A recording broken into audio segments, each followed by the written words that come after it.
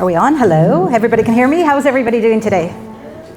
It's a little, thank you all for coming out. It's great to share our Saturday morning with you. We'll try not to get too long-winded here and answer any questions that you might have. As Arena said, my name is Michelle Mobby. I'm from Georgian Design Build Renovations. We are a 50-year-old family-run business that has deep roots in the GTA. And we really kind of specialize in new builds, in renovations, and in quite large renovations and in additions. I am actually a registered interior designer. I've been doing this for over 25 years, which I can't believe it's been that long already. And I love coming here and sharing with you my love of design as well. So first of all, let me tell you, I love questions. Please interrupt me. I don't get offended. Not much offends me. So if you have a question, blurt it out, put up your hand while I'm talking, or I can also answer any questions that you might have at the end. I'm going to start with 3 basic topics today, to probably try and talk about, 15 minutes or so. What I'm going to talk about are kitchen trends. Now, we're also going to talk a little bit about natural light in architecture and in your home.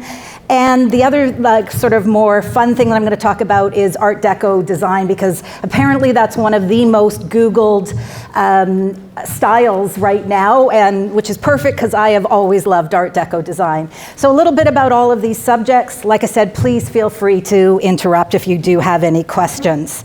Now, talking about kitchen trends for 2023 and beyond. Quite honestly, I hate the term trends, especially in hard interior design. Trends are great in decorating, trends are great in pillows and things that you put in your house, but in your hard interior design, you want those things to last a long time. So we're not really gonna call it a trend, we're gonna call it kitchens moving forward. Because the last thing that I want to do when I come into your home is put a trend into your house that in your hard interior design that you've spent a lot of money on that's going to be out of style in a couple years. Now that really is a question that people ask me all the time, is like how do we know this isn't going to go out of style? Well, styles are cyclical. Style, if you pick good design and good materials, you will always be in style. It's also why too that my team and I, my design team and I, we tend to really design for you as a client. We don't necessarily say, oh, this is the kitchen that you have to have. We really get to know you and design for you and for your lifestyle and your aesthetic. So kitchens have changed a lot in the last 20 years. I mean, I'm sure you've seen that. I would say the average life cycle of a kitchen is about 20 years. Kitchens are probably the main reason why people come to us for a renovation. When somebody calls us about a kitchen, we usually end up renovating their entire main floor, at least, if not their entire house. But kitchens really are what I would say drives most people to their renovations or bathrooms. Again, it's that hard interior design that really gets dated over that 20 years. Things start to break down, finishes change, and you really want to refresh your house. One of the reasons why I love renovations so much is that you really can take an existing home and put touches on it that will make it feel like it's a brand new home. I know there's some of our pictures here that most of these are renovations that we've done, not new builds. And most of these, I would say, are in the 20 to 30 year age range of homes. A lot of your subdivision homes are really getting to that point where they need that, and not just a facelift, let's be honest, they need you to go in there. We tear down walls, we put up a lot of structural work, and we really change the layout of your house and the way that you want to live. So let's go back to kitchens. I would say in the last 20 years, kitchens used to be the room in the back of the house where you shut the door, you didn't want anybody to see it, and our lifestyles have really changed. We really use the kitchen now as a social hub or as the heart of the home. How many of you have had a party or people have come over and they end up sitting in the kitchen with you, having a glass of wine or whatever, and actually just going on and spending time with you while you cook.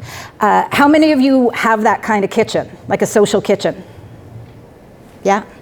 How many of you want a social kitchen? Okay. It really, whoever the cook is in the family, in my family, I don't cook. I'm horrible. I have the most beautiful stove ever, but I am a horrible cook, but I'm really good at critiquing other people's cooking, and I love to sit there and have a nice glass of wine while somebody else cooks for me. So we really want to have that social area. It's almost an entertaining space now. The kitchen has really become entertaining, and a lot of the finishes that we're putting in there are about that whole entertainment. So really, the social kitchen, the entertaining kitchen is probably the biggest thing from, your 20-year-old kitchen, your 30-year-old kitchen is what we're really changing into. That's also why you get all of this open concept.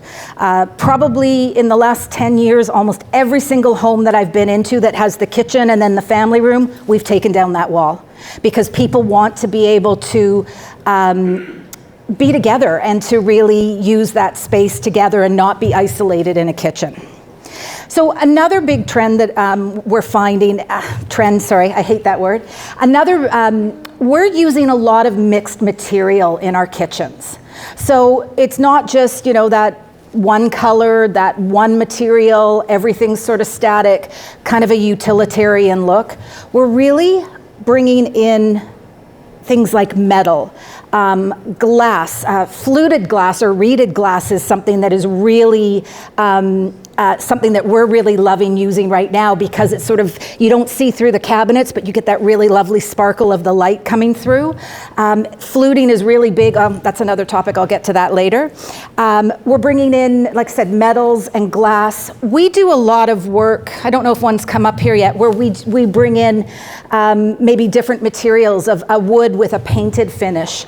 We use a lot, like this home here. We've got we've got a beautiful light oak, and we do a lot of framing of our kitchens. And a lot of times they're actually kind of, they're more like furniture pieces now, less so like utilitarian cabinetry. But still, the most important thing is absolute functionality. If it doesn't function, it doesn't matter how beautiful it is. And that's something that we always go back to, is making sure it functions, not from just a standard kitchen, but also from you and your lifestyle. We're also going to, this is probably the third next, evolution of the kitchen. We're going back to warmer colors. We had all these grays and whites for so long. Right now, we're really going back to light browns, rich browns, earth tones, terracottas. A lot of these more livable spaces. I think in the last 3 years where we found we've spent so much time at home, we've really wanted to make our homes a lot more comfortable. And so really warm colors are actually coming back. We still do a lot of, like I said, the mixed materials allows us to sort of mix in different colors. Some people aren't comfortable going straight to, another wood kitchen, because wood kitchens, with that warm tones have definitely come back. But we tend to mix and match so that you get a really nice feel for the home. And we're thinking forward for the next 10, 20 years when we're designing kitchens now. Technology is also a really big thing in kitchens. The smart appliances. How many of you have ever invested in a smart appliance? Do you know what I mean by a smart appliance? There's so many. Obviously there's ones that turn on by your phone, but there's all these, like a steam oven and things that just really help make your life a lot easier. That's still going strong with the technology. It's always changing, and just like buying a computer, things are always changing. But technology is something that's still moving forward, and it's not just in the equipment or the electronics part of it. It's in things like your surfaces. There's a lot of surfaces that are now antimicrobial and or have finishes on them that will do that. Cabinets you can get like that. We're all really concerned about health and about the transmission of germs and everything right now, so it's something that really helps us as well, is the technology and the surfaces. Does anybody have any questions so far? Okay. We are also, and this kind of goes back to the kitchen as the hub and as the heart of the home, we're also trying to use multi-use spaces. So the kitchen is now sometimes acting as the classroom. It's sometimes your office. It's sometimes where you eat your meals. It's sometimes where you cook your meals. Maybe you do a craft project there. So the kitchen really is becoming, again, that hub of whether it's social or whether it's a task that you're doing as well. We really, I would say in the last at least 10 years, every house that we possibly can, we are putting back in walk-in pantries. Those are something that are really big. People are really enjoying again. They used to be in a lot of homes, and I think just because of size and then having that really big open concept kitchen, they kind of disappeared for a while. So we're putting in both the walk-in pantry and the servery. Every time I put one into a client's home, I'm so jealous that I don't have one in my own home, because they really are fantastic. It's just a place where you don't have to be neat and tidy, and you can put a whole bunch of stuff and it works really well. So if you can at all get in a walk-in pantry, if you can't fit in a walk-in pantry, there's a lot of really great hardware that you can do really functional pantries within your kitchen with great pull-out shelves. We're also doing a lot of serveries again, and this sort of trickled down from some of the really large homes that we work in, like 6,000 to 10,000 square feet homes, and now we're doing them in your typical, your typical 2,500 to 3,000 square foot home as well, if we can make them fit, and we've got some really neat tricks to sort of make them fit. One home that we're building right now, we're just about to put in the cabinetry. Our walk-in pantry actually looks like a cabinet door. It's right beside the fridge, and the fridge is paneled, so it's a full height. So you don't even know there's a pantry in there. It just looks like it's part of the kitchen. You open up the kitchen door and walk through, and you've got this amazing, I think it's a 5 foot by 7 foot pantry, which leads me to my next trend, my next moving forward point for kitchens is hidden spaces. Either hidden spaces like the pantry or hidden storage within your kitchen. We did a kitchen where, and this just kind of happened by chance, but the wall was about 36 inches deep. And a kitchen countertop is 25 inches by the time you get the overhang on it, but your cabinets are 24 inches. And so we could have had the kitchen move back and had wider, a bigger alcove that it was in. But we decided to use that space, and we actually furred out the kitchen wall, and in behind the countertop, in behind the backsplash, which was slab backsplash, we used porcelain, so it was very thin. It actually slid in behind the stove, and we had extra storage in behind there, kind of a hidden storage. Great place, because it was quite narrow. It was about 6 inches. We used that for things like spices and everything, and it just gave that. First of all, it gave you more storage. Nobody has ever said they had enough storage or too much storage. And it also is a neat little thing when you show your friends about these neat little hidden features. I actually have a bookcase door that goes into my powder room, so I've always loved these kind of hidden doors and hidden aspects.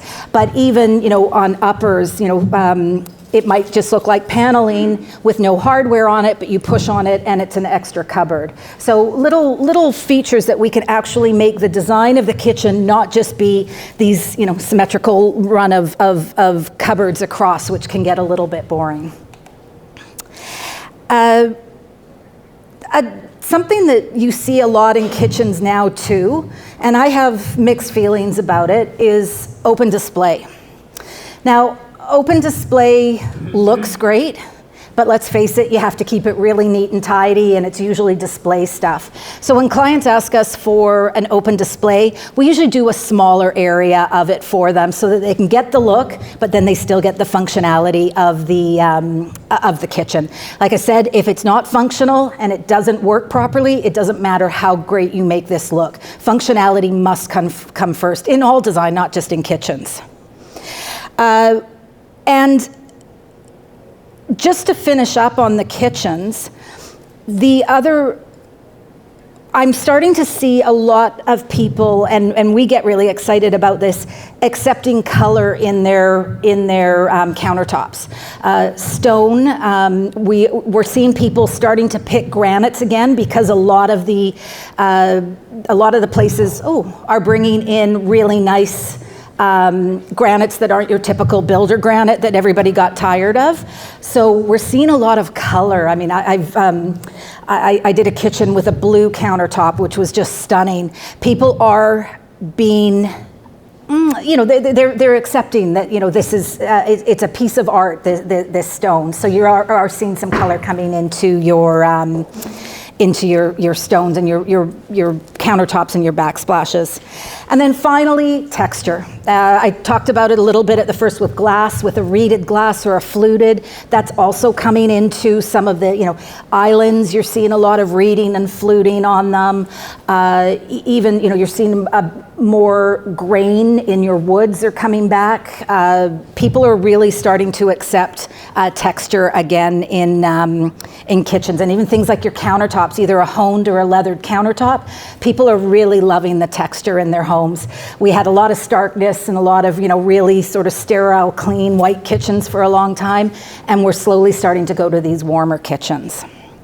So does anybody have any questions about kitchens? Yes? I just wanted to ask, I know it is more of a trend, but I know a lot of people have been kind of wondering about the green trend that obviously kind of appeared this year. And is that something that you would suggest when someone's looking at doing a kitchen with you guys? Would you suggest? Do you mean green as in ecological or green as in color? Like color. Color. Oh, again, I think we really make that work with our clients. I am also not a big believer in saying this color's in or this color's out.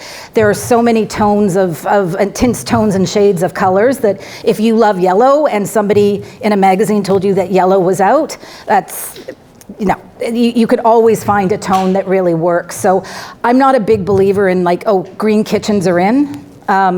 If you want a green kitchen, we will make that work.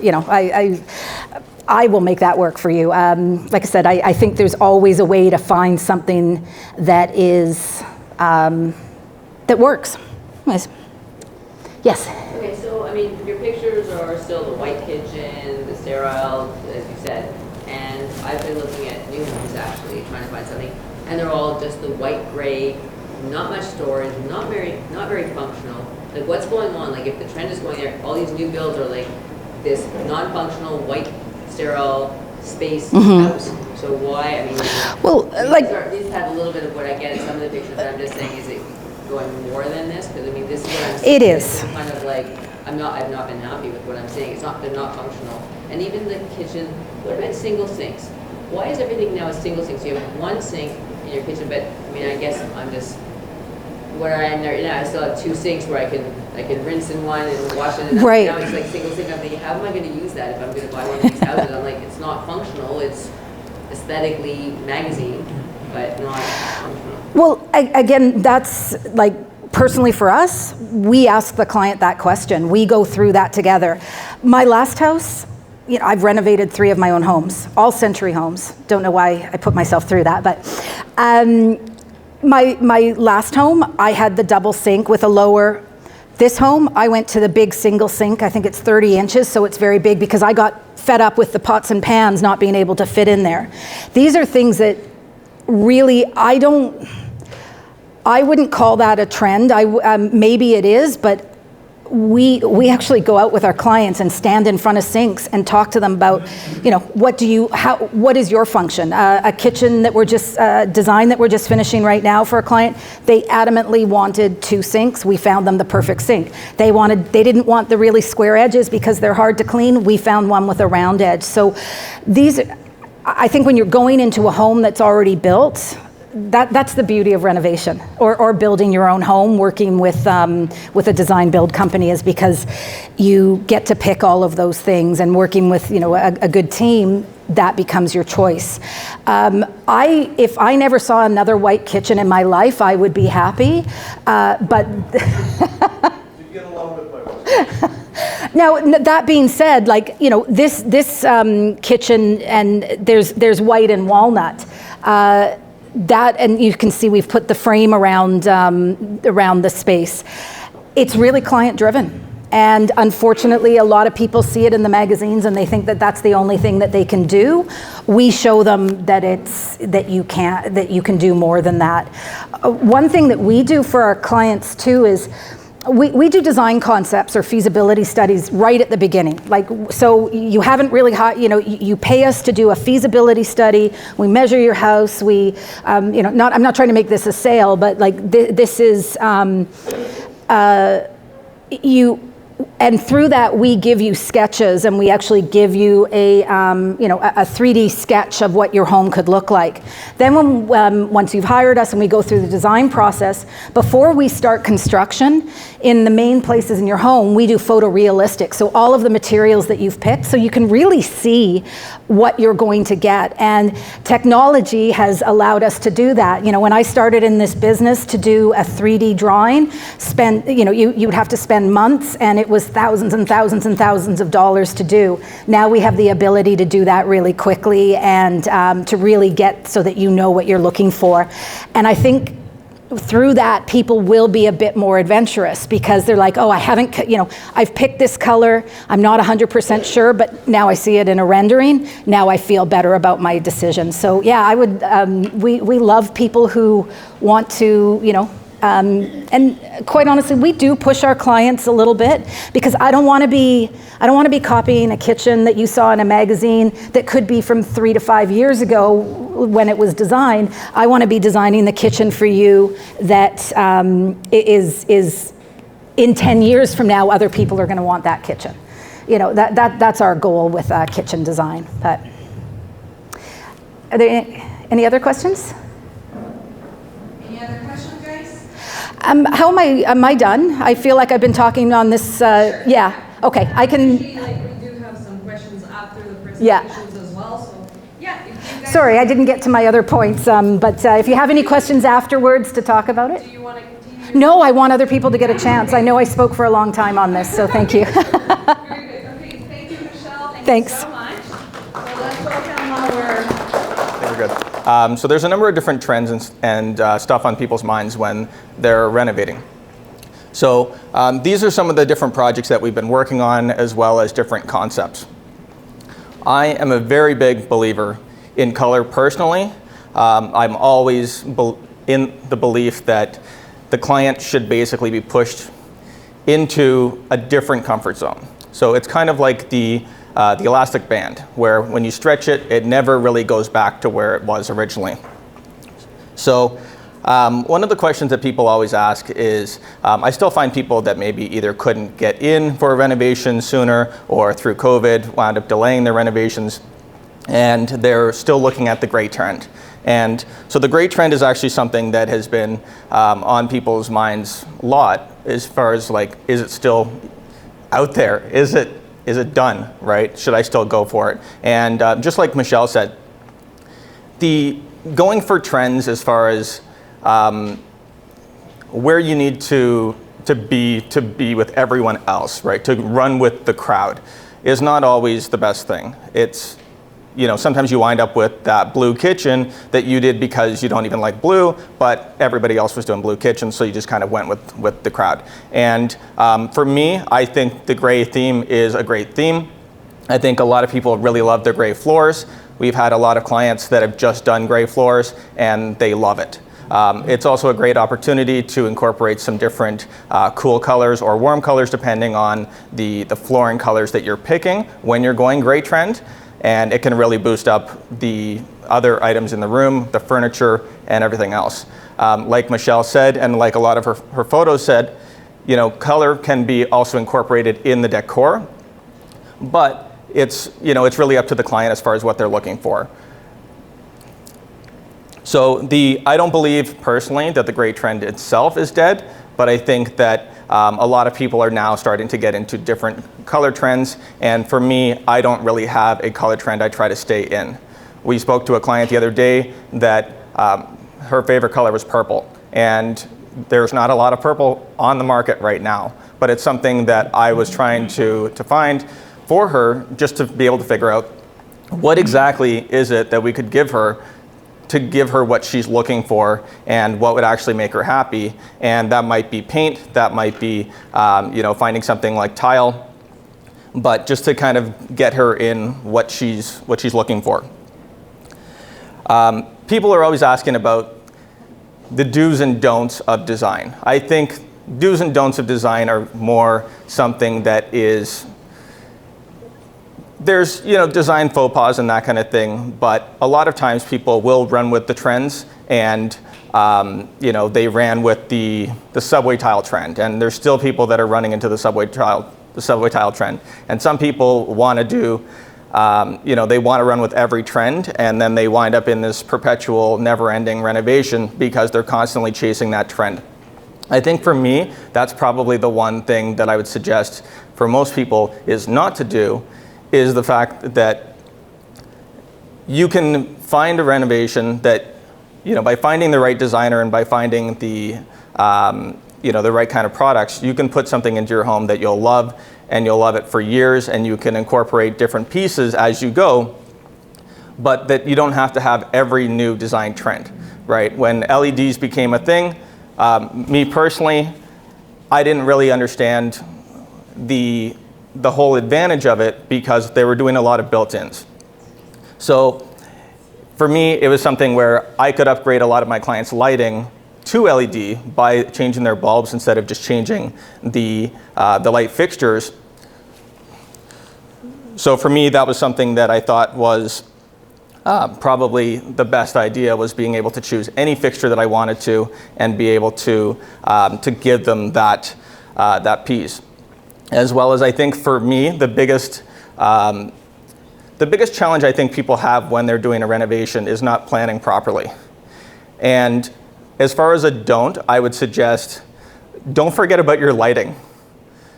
So many people forget that there's different types of lighting. There is pot lights. There is, in a bathroom, pot lights don't do a lot for providing light when you're trying to shave or put on your makeup, that kind of thing. You want lighting that's actually going to be on your face. So there is a reason that they make different types of lighting, and I think that when you're looking into a renovation and you're talking to your designer about that lighting is an important thing. Don't just glaze over it. Now, a fun thing that a lot of people have been doing recently is the home office. The home office, obviously, through a lot of us, through the whole COVID cycle, have realized that working from home can be fun, but at the same time as we were probably not as prepared to work from home as we thought. And the home office is really a great opportunity to just kind of change your working environment. Sometimes people have kids running around, or they have distractions around the house, and a home office can really kind of separate yourself off from that space. But it also depends on what the client is looking for and what you guys are looking for in your home office. You can go with a higher end look and feel, and some people still love the walnut look, and they want to go with that walnut desk and cabinetry, built-ins, all that kind of stuff. Some people are looking for something a little bit more fun. They're doing podcasts or different things, and they just need like a sound stage kind of a situation. There's a lot of really cool products that are out there. There is one of the products that I've been really wanting to work with recently is leather flooring. So leather flooring is actually something that Torley's offers.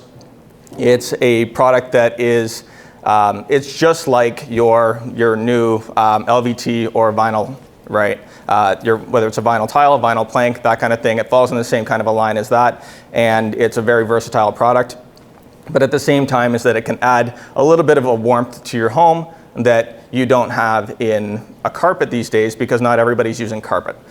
So the other thing that you can obviously do is experiment with different wallpapers. There's a ton of different wallpapers, and just so you guys all know, wallpaper is coming back. So you don't have to be afraid just because you waited long enough on your renovation to finally strip out that old wallpaper, that it is still okay to use a new wallpaper. There's a lot of really awesome options on the market.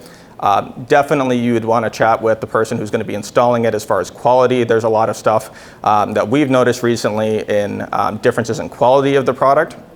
But I think that just goes into, regardless of what you're working on, finding a product that once you install it, you're going to be able to reap the rewards of using that product for the length of whatever that home office is that you need. Another question people have been asking more recently is talking about wall art. Wall art, I love it. I think it's a great expression. It doesn't have to be just a mural for your new baby's bedroom. A lot of people are doing murals, or they're doing printed murals. There's even some guys that do printed murals that are in the Improve Canada showroom as well.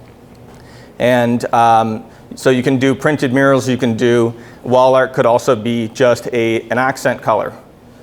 There's also a ton of artists that are doing prints as well as doing their own originals, whether it's oil or whether it's acrylic, that are here in the showroom as well. And it's something that I learned about while I was actually on vacation at one point. And it was more about art is something that you can invest in for the long term. And it's something that is just like investing in stock or anything else. The people who invest in stock typically like stock, right? And the people who invest in homes and they flip homes and that kind of thing typically like homes, right? The people who invest in art, the people who spend their money on thousands of dollars of art or even more, are the people who like art, right? The nice thing with art is that when you stick it on your wall, you get to appreciate it every day, right? It's not like stock where you get to check your balance constantly, and in sometimes like now, you're a little bit depressed about your portfolio. So it's not something that, art is something that you will grow with you. Not everybody appreciates the same thing, and art is also a very nice way when it comes to your decor to change the color. If you're a really big fan of reds, but maybe red is too busy or too chaotic of a color for your home, then you can boost it up by just adding that piece that is red. So it's one wall that has a nice art piece on it that's red. Maybe it has some red accents. Maybe it's not even all red, but it's something that somebody can add in that piece. And I think that's why it's becoming so popular right now, is that people spent so long trying to get their wallpaper off the wall. Then they started converting it all over to paints. Once they got the paint on the wall, they were like, nothing goes on this wall. It's just paint. Just want blank walls and no holes in it. And now people are starting to kind of come around again and realize that the decor side of it is when you start putting in some of the finishes and some of the options that there are on the market, whether it's actual furniture pieces or actual decor, shelving units, art, that kind of thing, to just kind of dress it up a little bit and take it to another dimension. So now back to color. So the color is something that we've been actually experimenting with a lot, because one of the things that I've been experimenting with a lot more recently is themes. So this is a theme, right? Getting into something like pop art, or even I believe we have one on here as well, that is experimenting with the Art Deco. Art Deco is something that has been everywhere in our society since it became popular. And the thing is that it really plays into the whole theme of going with like golds and greens and that kind of thing more recently, because people are starting to get into different kinds of options. There's people that love steampunk, and we've been playing with steampunk recently. There's people that love some of the stuff that Marvel is coming out with, and they want a space that can do that. And these days, there's so many people that have different tastes, whether it's their man cave or whether it's just a private space that they like to enjoy. And even I was in someone's house the other day, and they had a full-size stormtrooper like in their entryway. And so it's something where we're trying to actually encourage people to do what makes them happy. And if color makes you happy, for me, I love color. Today I'm dressed a little bit differently than I normally do because it's something that I wanted to be a little bit more professional for you guys. But I was thinking of going full pink. And because I like to also, when I'm meeting with clients, I like to be able to show them that, yeah, even for me, I have some fantastic pieces of my wardrobe that were completely, that I saw them and I was like, that is gorgeous. The guy who wears that is gonna look dynamite. And then I was like, oh, you know what? Maybe I'll do it. And then it just kept going back and forth, and finally I bought it. And then of course, you have to wear it. And then once you start to wear it, you start to stretch that elastic band. That, you know, you just keep stretching and stretching and stretching. Now those pieces of my wardrobe I love, and I wear them all the time. And that's really the same thing, is that it's nice to be able to experiment with color where you need it. Now, I had a client the other day that was talking about, she really wanted her bedroom to be a calming area, right? Can I do something where I basically just tone it down? I want to go to bed. I want to have a situation where I can just kind of shut her down, right? And just slowly start, you know, getting ready for bed. And that was something that not everybody really thinks about. They think about, oh yeah, you know, the colors, and is this something that I really want to do? But they think about, like, a lot of people are kind of like, oh, well, you know, red would be a great color because of passion in my bedroom. But red is also a very vibrant color that might also keep you awake at night. So I think sometimes that's when people start going off, you know, off whites and different things to be able to kind of make it a nice, not even that spa type of feel, because everybody refers to it as like the spa feeling, or, you know, when I go to like that expensive hotel room. But where I go to just kind of like drop the day and just kind of relax. And that's what you can do with every space in your room, whether it's, now people are doing home gyms after all the gym closures. They're realizing that they want to be able to, you know, to maintain themselves and on their own terms. Now they're doing home gyms and they're making those custom spaces as well. And every space in your home should be something that represents you, whether it's color, whether it's not. Some of the stuff that we're showing on here are full color. That's the Art Deco. And again, a lot of these are just mixtures of what is Art Deco from the past and what is not, right? As well as that they're nice spaces that are independent of the home. There's still spaces where we do the traditional aspects, and that's something that is personal to the client. So when you guys are renovating, I would highly recommend that you find the designer that's going to be right for you, find the company that's going to be right for you, and then once you've got all of that together, then you can also, if you need help, use our renovation guide, which I can give you after the show, which basically just talks about, do you need a designer, right, with your expectations? Do you need a designer? Do you need a contractor, right? Do you just need to find a wallpaper to throw that wallpaper on the wall and call it a day because you're happy with your floors and you're happy with whatever else is going on, and maybe you're just going to go and pick your own materials and that kind of thing, you know, on your own, and be able to, you know, put it together in your spare time. Is there any questions? Perfect. I was hoping I answered everybody's questions. Thanks so much for your time.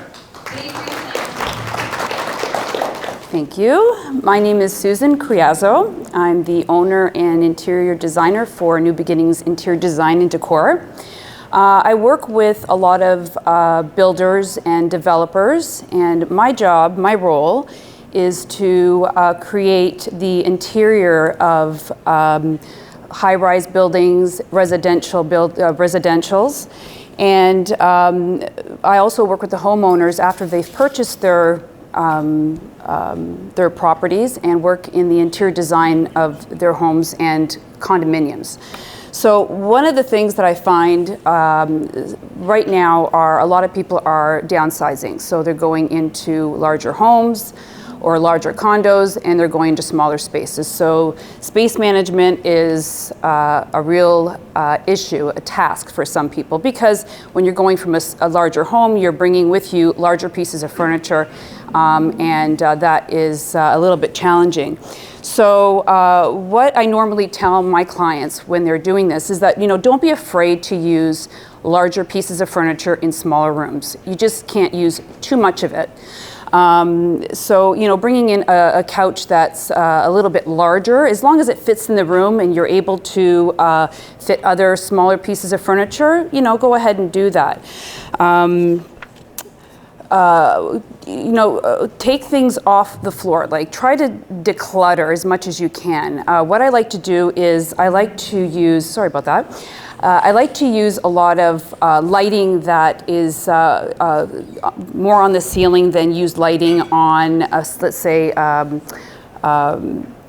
piece of furniture, because what you're doing is you're eliminating as much items off of, furniture, and it just looks less cluttered. Floor lamps, I wouldn't use floor lamps in a smaller space because, again, you're using up space that way. Using a lot of mirrors in a smaller room will give the effect that the room is a lot larger than it is. You can use it vertically up a wall, and it really gives it a beautiful look in a room. Let's see here, I'm not too prepared here. Large rugs in a smaller room, I like to use that because it really gives the room that look that it is a lot bigger than it normally is.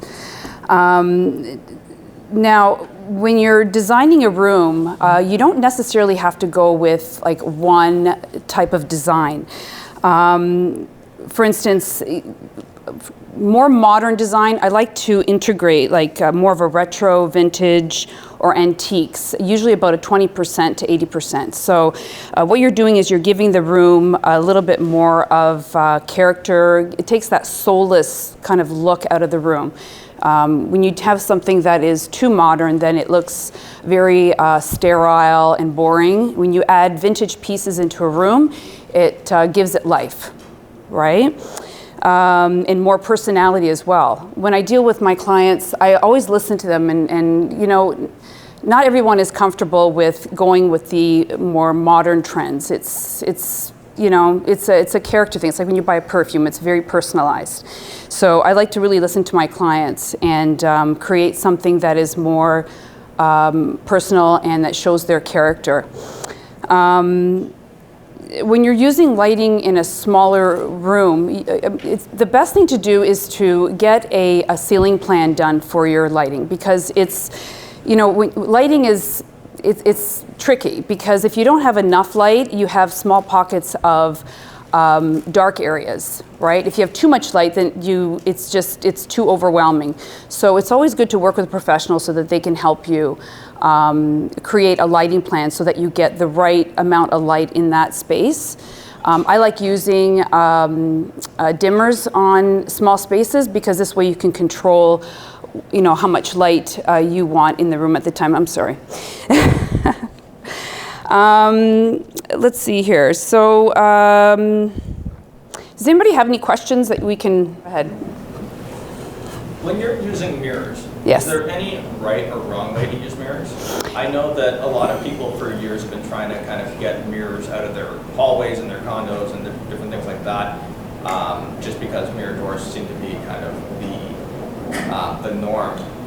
But that might also just be the opinion of those clients that are just tired of seeing the same old. No, it is the opinion of the client. I usually use mirrors in, let's say for instance in a bedroom in the condos. I actually prefer to use mirrored doors in bedrooms because it gives it more of a spacious look, and you can actually use it to get dressed in the morning and that sort of thing. In terms of like for decor, really there is no rule. It all depends on what you want to use it for. You don't necessarily have to use a mirror to look into, to see how you're looking that day, but it's also to complement a lot of the other areas of the room, right? You can use mirrors that are framed, like with a thicker frame. You can use mirrors that are frameless. I mean, really there's no rule on, you know, the purpose of a room and, I'm sorry, purpose of a mirror and where you can use it, right? I mean, it all depends on what you're looking for at the end of the day in terms of the design, right? Yeah. Does glass do the same thing? Sorry? Does glass do the same thing?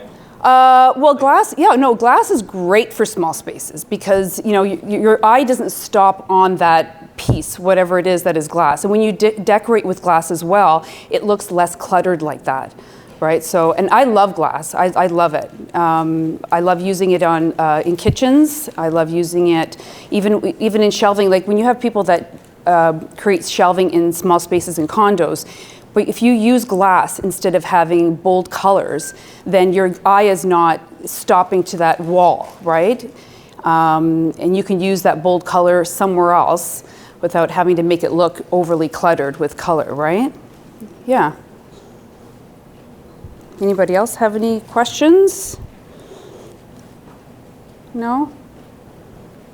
I have one. Sure. You know, my friend, she's renovating a condo, and you know, in our days, the condos are, I mean, really tiny size, but of course she wants it to look nice and everything, and she goes, oh, I don't know what to do. Like, I know I better go with like light colors because I have so much space, and the white color is gonna make it look bigger. Yeah. I do want to add some color to it. So Yeah. what would be the solution, I guess? How to play with colors Well, in the right way, but yeah. how to minimalize the space visually? Yeah, well, in smaller spaces, people tend to go like more monochromatic. So they go with more of the whites and you know, like the light beiges. But you can still add color without having to make the room feel like it's smaller. You can, I mean, don't be afraid. I mean, people are so afraid to use color, but color will give such character to a room. Just don't overdo it. I like to use color on things like upholstery, like the furniture. You can do that with, you know, like with just smaller decor items, but designing is so personal. It's so difficult to sort of trigger in on like just one area. It's very personal. So if people are very different in how they interpret like their design ideas. So, you know, if you want to add color, add color. You just have to be very strategic on how you place the color, where you place the color. Yeah, it's, you know, the world is your oyster. You don't have to, you know, just like they had mentioned, stick with the trends or stick with a certain color. Whatever makes you feel good, do it. So I guess the trick would be not to like add in the color really to a wall, but using the accents and furniture and drapery. Yes, stuff like that, like vases, whatever it is. yeah, see, personally, I love color, but in smaller rooms, I know that there are people that do put like more bold colors on the walls. You just have to ensure that those colors pick up on light so that you're not making the room look like it's half its size. You know, you can go with something that's rich and bold, but is light enhancing. And when you go into your paint shop, you know, those professionals can help you select those types of paints. Great. Yeah. Thank you.